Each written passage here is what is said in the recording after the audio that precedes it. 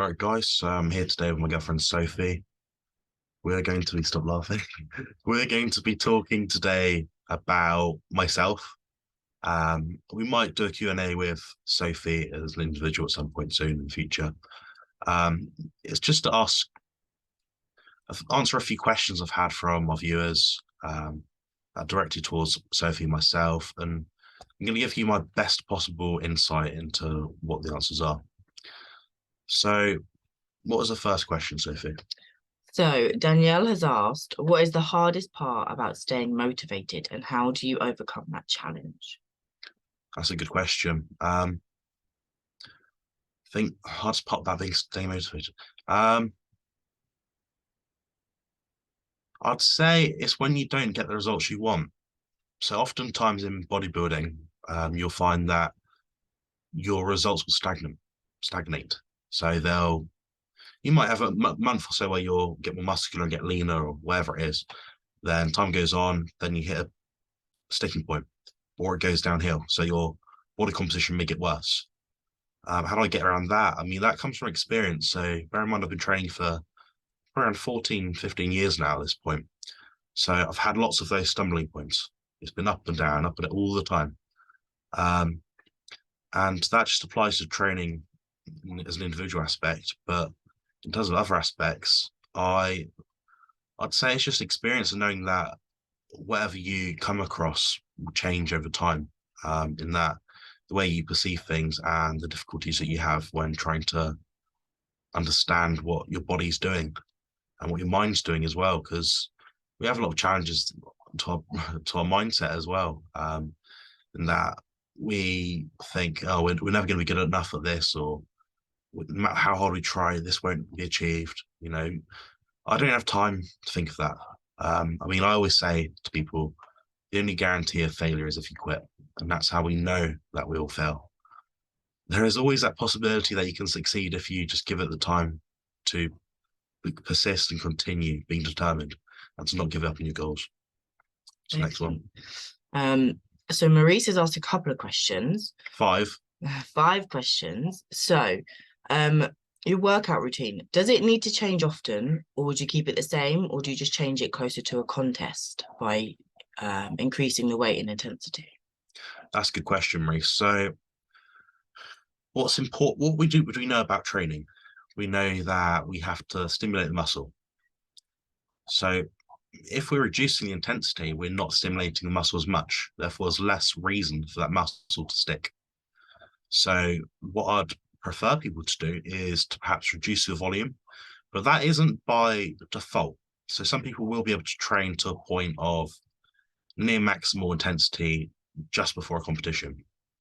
What I'd say to most people is it should fall in line with your recovery. So your recovery will diminish and get worse over time as you get closer and closer towards your end point, which is the contest stage.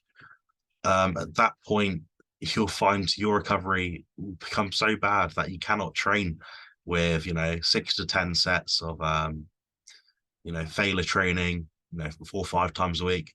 It's not going to work out too well, and your body will get knackered for it. That's where other recovery methods become more and more important.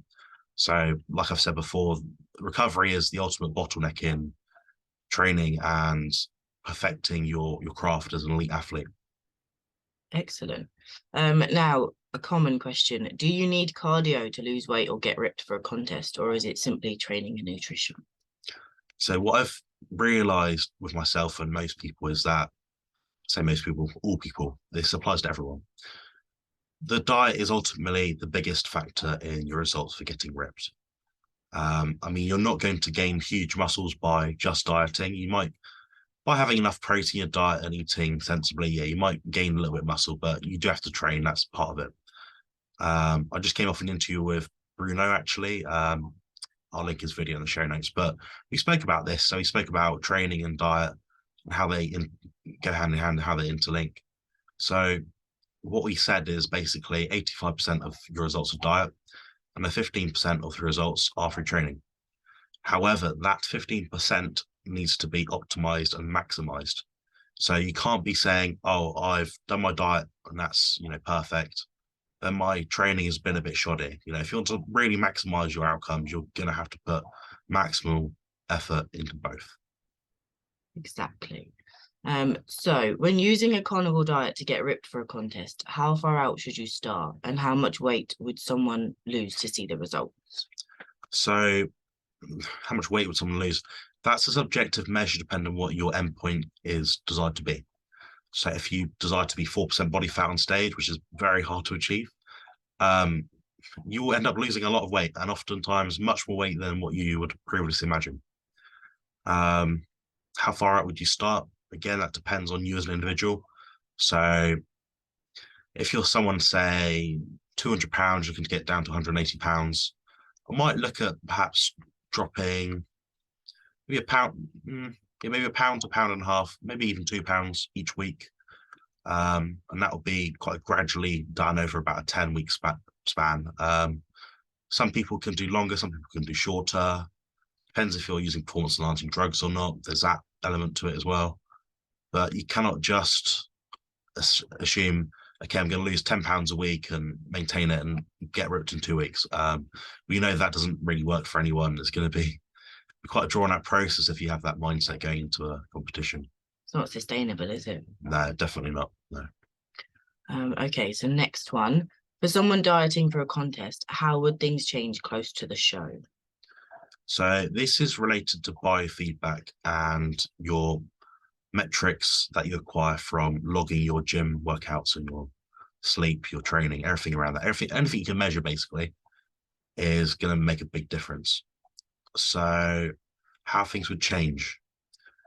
You'll find that as your fatigue picks up, as you become leaner, i.e., like I mentioned earlier, staying at around 5% body fat year round isn't feasible, and getting to that point is difficult. Your recovery will be impacted greatly. So, in terms of diet, what I'd look at changing is basically the protein to fat ratio. So, what I've seen anyway, at least, is you need enough protein to sustain your muscle mass. Um, some people think that dropping calories will do a great job. They they won't, because calories are ultimately anything. They can be protein, carbs, fats, fiber, sugar, alcohols. Anything can be calories. What you want to focus more so on is finding your energetic balance to maintain your weight, then elevating protein or fat to produce the outcomes you want. So for many people, or say all people, protein is the thing that you're going to want to elevate in a lot of cases. So actually can be something which is going to provide your body with more amino acids. But you may find, some people find as well on the internet, that they can just maintain the same amount of protein and just reduce the fat intake. So generally speaking, you're going to reduce your energy intake and increase your energy expenditure to some degree. But there are tweaks along the way that you can do, and a few little hacks you can do, but I won't talk about them on this Q&A. Okay, so final one from Maurice. How often would someone's weight fluctuate using the carnivore diet? Meaning, would it go up and down quite a lot? So that's a good question. If I'm honest, I'd say very little for the average person following this way of eating. The biggest impactor, in my opinion, would be the volume of food you're eating. For example, if you're someone that drinks a litre of milk a day, carnivore food, but then you're eating a kilo of meat a day and a brick of butter a day, that might sustain your weight at X amount. If you then the next day drink half a litre of milk, half a kilo of meat, and half a brick of butter a day, you'll find that the scale will go down. So fluctuating your food intake is going to be the biggest thing, which will definitely impact your weight anyway. The next thing would be, how heavy are you at your start point? So, for example, myself, I'm around 245 pounds right now. My weight will fluctuate somewhere between half a kilo and a kilo per day. And that's very normal for me. Depends on my sleep, my recovery, how I feel generally during the day, and how much I eat that day. Some days I'm not as thirsty, so I might not take in as much fluid. That might also come into it as well. So there's a few different things to think about there. But a normal, say for someone my size, like half a kilo to a kilo a day either side. For a much smaller person, it might be maybe up to about half a kilo, but it can be more, but that's dependent on things like hormones. And women, of course, will have more issues with that. Women will fluctuate between weeks, as we know. Anyway, yeah. And it's all normal to fluctuate. It's Mm. not that you're doing anything wrong. It's just the human body. So Zbigniew has asked, have you ever experienced oxalate dumping, and what symptoms have you noticed? That's a good question. So yeah, one issue I had when I started was my shins would get blisteringly sore and itchy, and there'd be red and like welts, like white, almost like pussy dots on them. A little bit like monkeypox, funny enough. I won't say any more about that, but yeah, it was very itchy and it did persist for a long time. What I do know about oxalate dumping, and from what I've heard from countless people online, is that it can come and go in waves. So, for example, I might I might get someone start the carnivore diet in January this coming year, and they'll go 6 months down the line, carnivore diet, steak, eggs, butter, milk, just standard food. Then they hit the 7 month mark. All of a sudden, they start receiving those symptoms.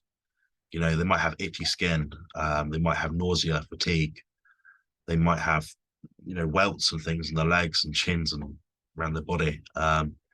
There's a there's a load of different things that are associated with it. So there's too much to cover in one short video about this.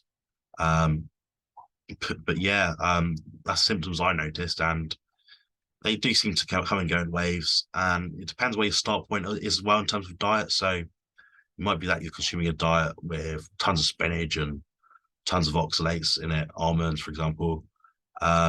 You've omitted those, then a week later, bam, it hits you like that. So yeah, that's where I stand on that sort of question. And then Nathan's question is, what's better, single sets with more time under tension or multiple sets with less time under tension? Both going to muscular failure, of course. So that's a great question, Nathan. So a lot of people in the bodybuilding community have questions about what's more important, the volume side of it or the intensity side of it. Bear in mind, this question is very clever because he's talking about going to muscular failure in both of those methodologies. So the thing about single sets is it can be more beneficial in someone that has time constraints. So if you have a half an hour workout to do a full body session, you're going to end up doing probably single sets, multiple exercises for different body parts, and that's where you're going to land. If you've got more time, however, you can do two, sometimes even 3 sets, and that a slight increase in volume may be more beneficial. I have one problem though with extending time to tension in regards to one single set. So when you extend time to tension, oftentimes your ancillary muscles will almost take over. So for example, if you're doing a bicep curl with a dumbbell or a barbell even, your biceps will take the majority of the brunt when you're doing the first few reps. As time goes on, your body will naturally, and this is a natural thing that happens, it's a natural phenomenon, your body will actually try to add in other muscle groups to assist you with the load. So what's going to happen then is then your shoulders are going to take some action of it. Your neck might try and hold it up. Your lower back will activate to, sort of use your momentum. Loads of different muscles are going to come into play here. So even your chest to some degree, your back, everything. You might even use your legs to like sort of tiptoe the way up. So that's one issue I have for the time tension aspect. That's the same even with machines when you're using a cable machine or a weight stack machine. Other muscle groups will come to play here. And that's one problem I have with doing the single set with the extended time tension. I personally prefer multiple sets in that with training, there is perhaps a 60% or 70% better benefit from just doing the one set. Then you might gain somewhat from having more sets. So the bottom line is if you're going to be training with one set, you'll find that it's more useful in practice when you're just limited for time, i.e., like I said, a half an hour workout. if you've got up to an hour, I'd prefer people to do 2 sets, perhaps 3 per body part. If you're more advanced, you can use more. That's if you're doing less frequency than, say, a full body split. Um, so yeah, do you have anything to add to that at all? Well, consistency, and like Jonathan said, it's all time restricted, isn't it? Like I can only do like a half an hour workout with the kiddies. Um, I just do mine more body part focused so that I can do multiple sets. I find doing multiple sets much better than doing a single set for the whole body workout. But again, it's probably personal preference as well, isn't it, really?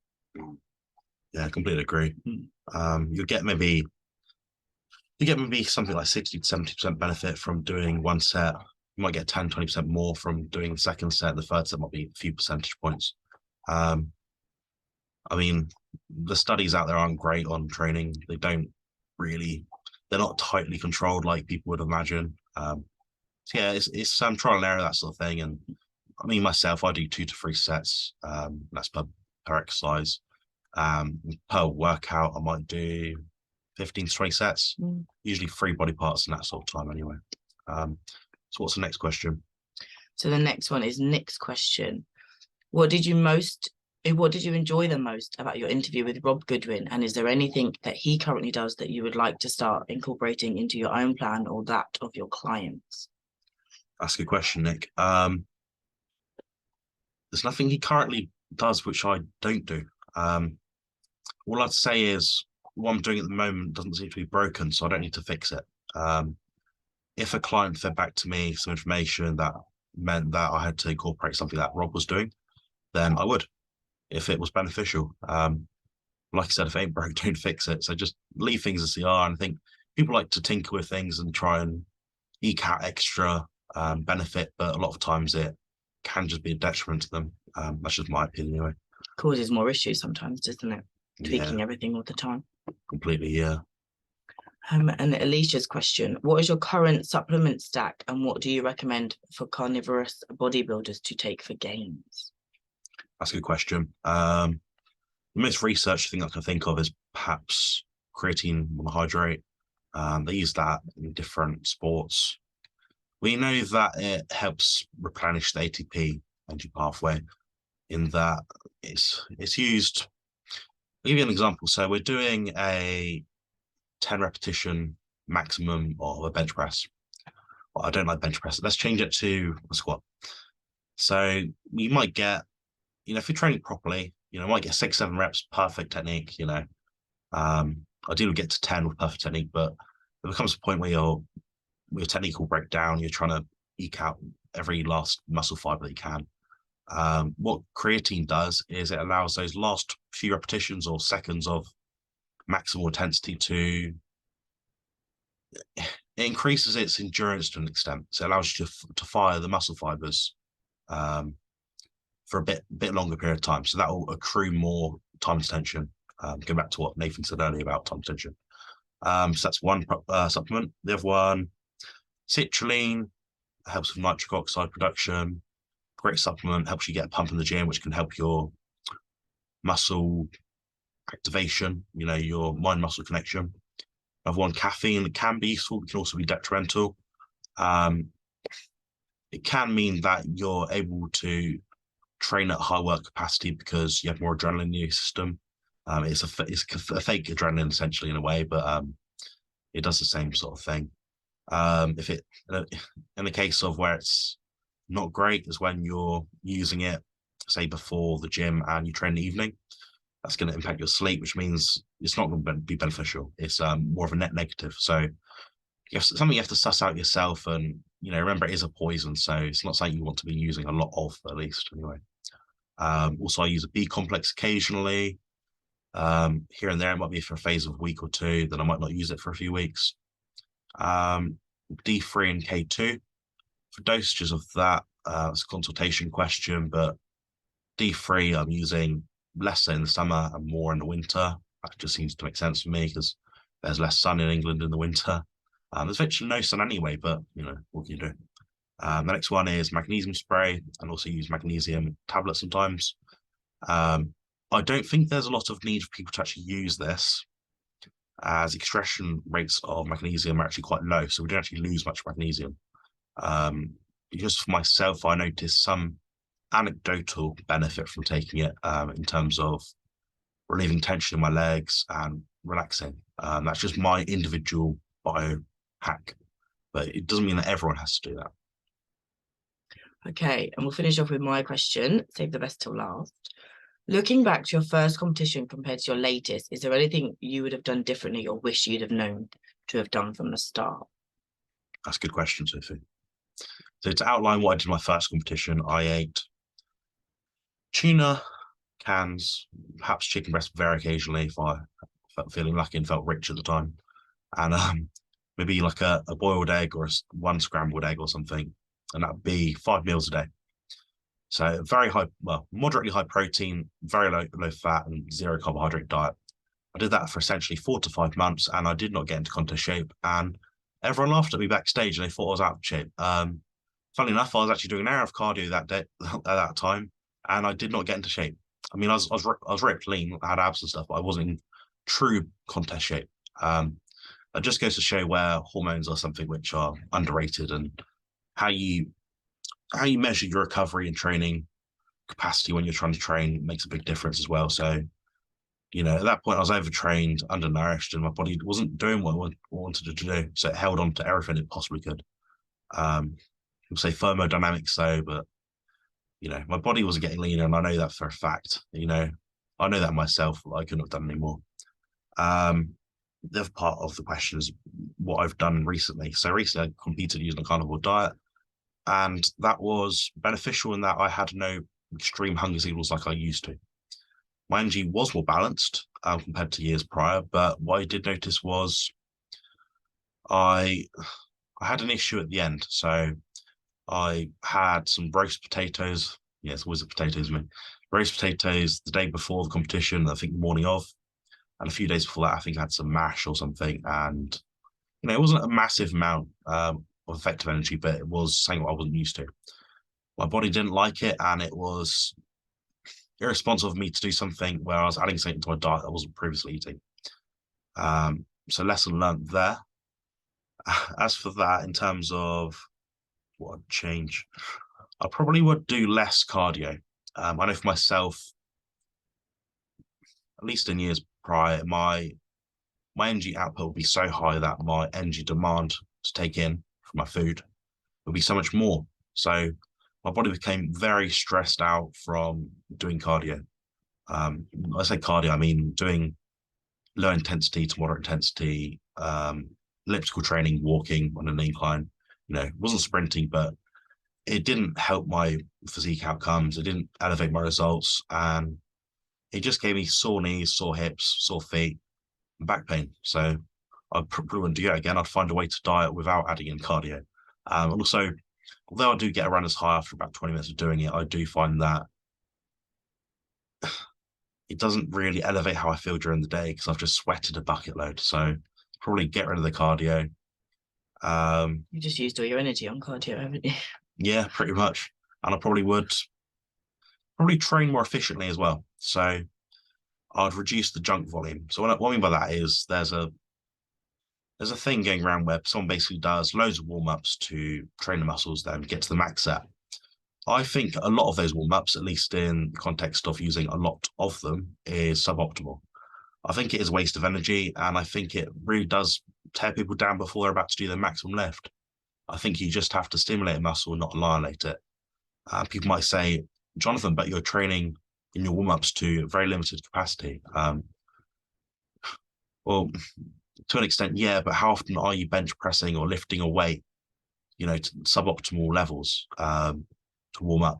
It's not something you're going to do day in, day out, and it is an excessive load on your body regardless. It doesn't matter whether it's 30% of your maximum intensity. It's an intensity that is otherwise contraindicated in that it's not going to stimulate the muscle. A warm up for me might just be one set, 15 to 20 reps, maybe 70 to 80% of my maximum intensity. And from there, I'm fine, good to go. Bear in mind, when I do exercise, generally speaking, I have a warm up, which will be a 15-minute cycle to the gym, 15-minute cycle back.